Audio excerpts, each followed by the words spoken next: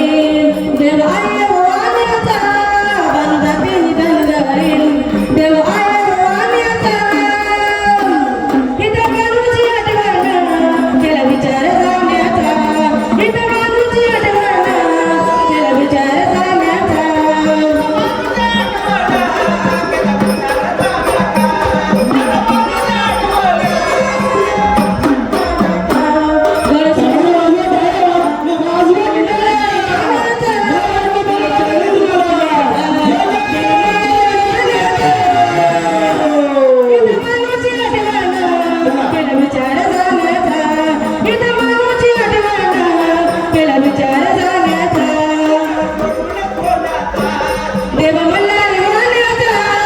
गड सोडून सोन्याचा माझा मल्हारी जाण्याचा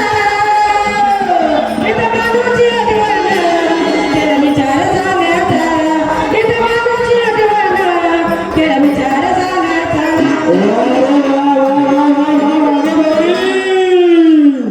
आणि यायला जर ऐकायचं म्हणजे रात्र जातील रात्र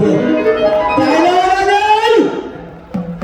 काय लावतात संध्याकाळचा जागर